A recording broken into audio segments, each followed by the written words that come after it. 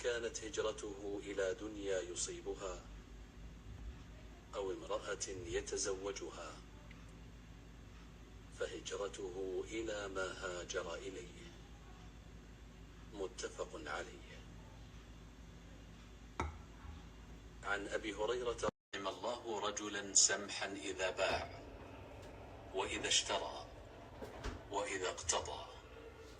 رواه البخاري. الجبال فسلم عليه ثم قال: يا محمد، إن شئت أن أطبق عليهم الأخشبين.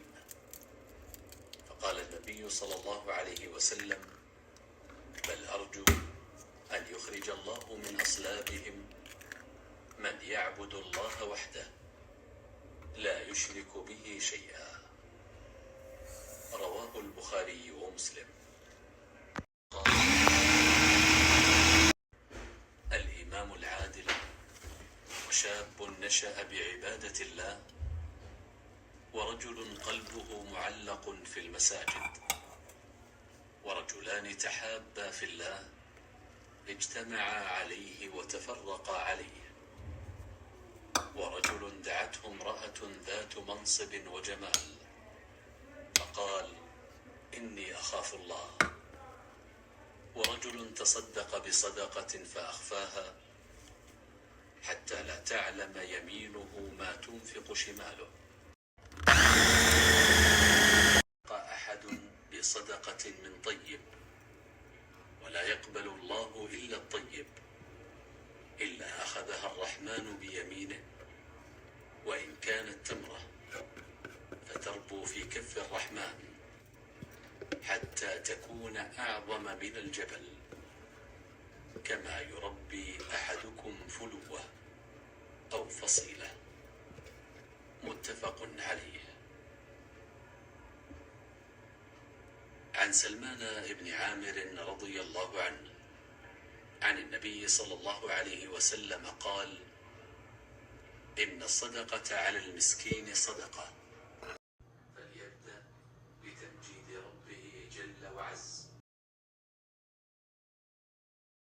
أتت النبي صلى الله عليه وسلم فقالت: إني أصرع وإني أتكشف فادعوا الله لي. قال: إن شئت صبرت ولك الجنة وإن شئت دعوت الله أن يعافيك. فقالت: أصبر. فقالت: إني أتكشف فادعوا الله ألا أتكشف. فدعا لها. رواه البخاري ومسلم.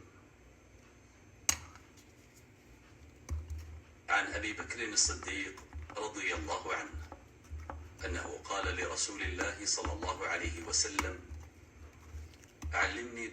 أنه كان يدعو بهذا الدعاء.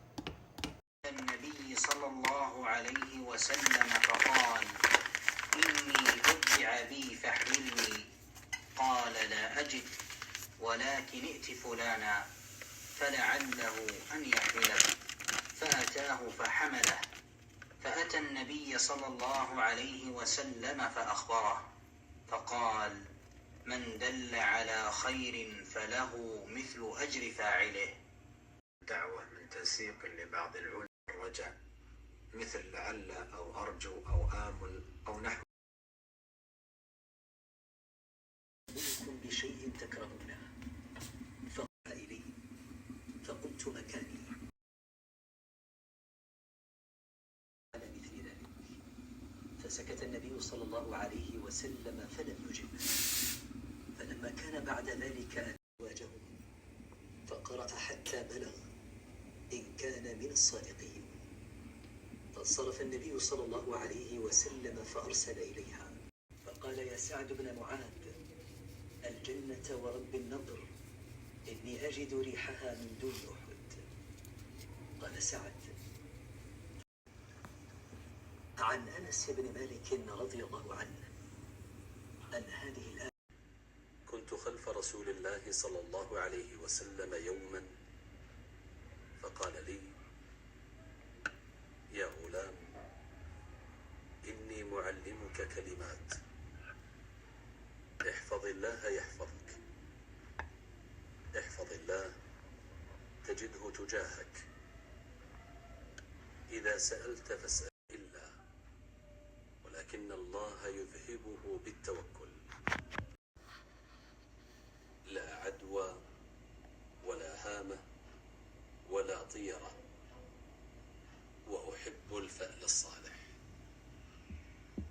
العدوى انتقال الداء من المريض إلى الصحيح، والمراد أن المرض لا يتعدى بنفسه، وأن الله هو الذي يمرض وينزل الداء. الهامة طائر كانت العرب تتشاءم منه،